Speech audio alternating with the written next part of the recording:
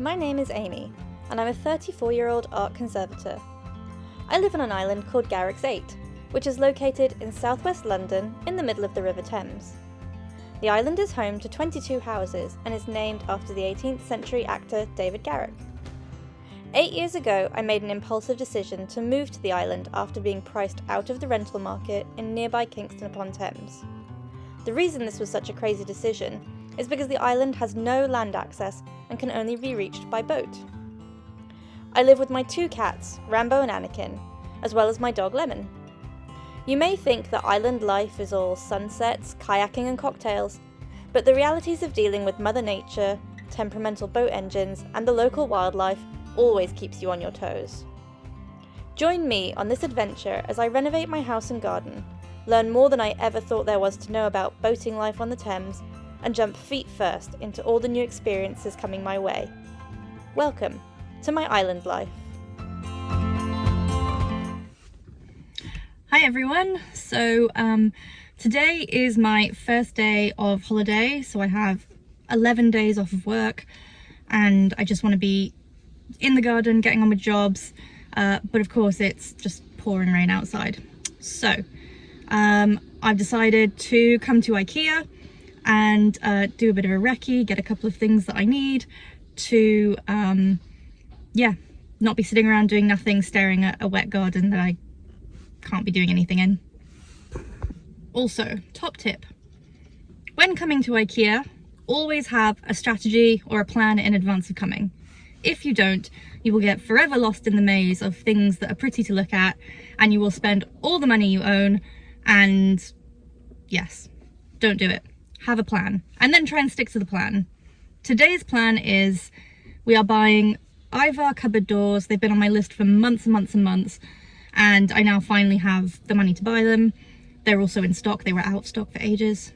We're going to buy a pack of deck tiles because I want to see how they work and I want to see the pattern and colour, if it is going to end up being the same as I have seen it in my mind, and I want to know if you can cut them. So we're going to buy a sacrificial pack to play around with.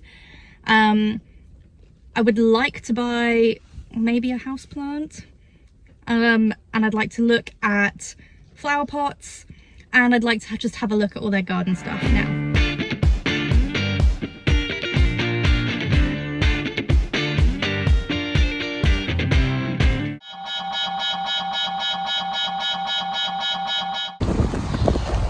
So everybody asks what happens when you have to get the boat and it's raining outside. Well, if you're a numpty like me and know that it's going to rain all day and then go out and don't take a raincoat, you just get really wet. So miserable. So I'm back from my trip to IKEA. It was very successful in that I got the things that I needed to get, which were the cupboard doors, the decking tiles, although that's a bit of a story. I didn't actually buy the tiles themselves. I bought the supports that go underneath them because I'm interested to see if you can get cheaper tiles somewhere else. So that's going to be a bit of a internet search project. I did go to a couple of tile shops on the way home and they don't do those types of tiles, but I had a quick Google search, and you can get them. So it will be interesting to see if they're cheaper than buying them from IKEA, and if obviously there's different patterns and things. So that's a bit of homework to do. So cupboards, decking tiles, I got a plant, I got a little orchid for £7, I was really happy with that. So I got the 3 things I needed. What I got that I didn't need was some plant pots, which I have been looking for a long time. I got a few of them, they were quite cheap. I bought a pin board. Now, the reason I bought this was because I was thinking that if I want to do this garden project right, I really need to make a mood board to really get all my ideas together and see what works, what doesn't.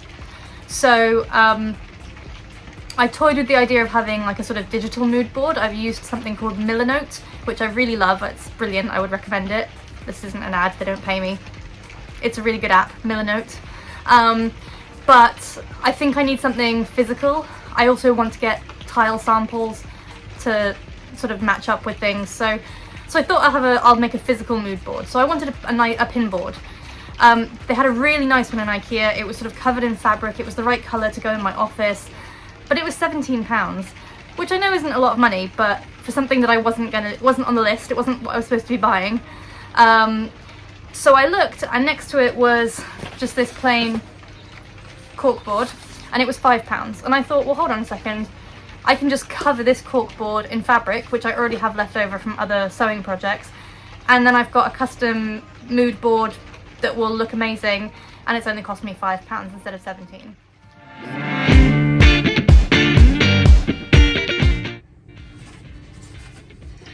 So this is just a very plain, boring pin board, which would be fine on its own, but I hate things that are just plain.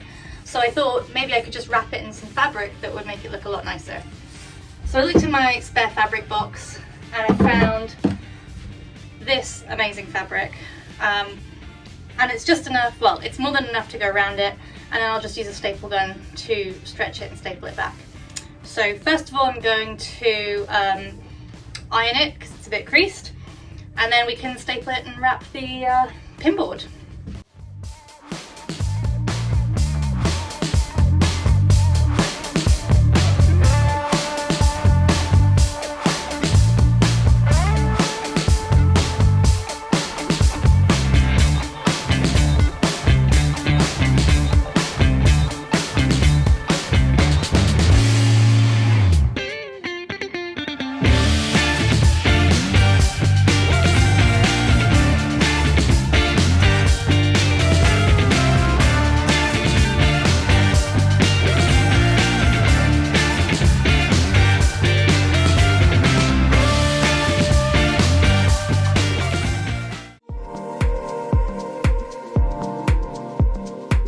Cupboards in my office make up the bulk of the storage space in my house, but having them open makes the space look smaller and more cluttered.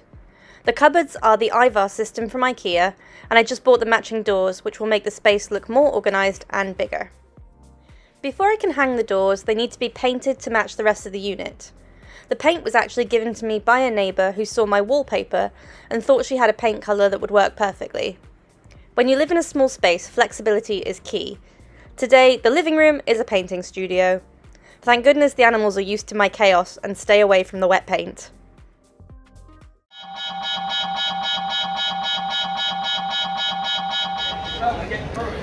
Hi guys, I'm currently at the airport, heading off on a little adventure. Managed to make it to the airport this morning with only a couple of dramas. Yesterday I realised that I had only booked hand luggage because I'm only going for a couple of days. It turns out that hand luggage means a backpack. So trying to madly fit 4 days worth of clothes and shoes into a backpack.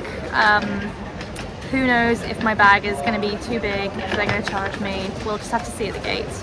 And then of course this morning at 4 o'clock in the morning when I was trying to leave the house, I emptied the bin and the bag broke everywhere, all over the floor. So that was half an hour of cleaning up bin juice. But made it here, flight looks like it's on time, and I'm excited to head off. See you later. So in a last-minute turn of events, I found a deal online for an all-inclusive trip to Montenegro and decided to escape the UK rain for a few days. I stayed on the coast in Budva, and the resort was beautiful. Sadly, it was cold and rainy 3 out of the 4 days I was away. But on the final day the sun came out and I went exploring. I had some boat envy at the marina and visited the old town which has stood in some form since the 9th century.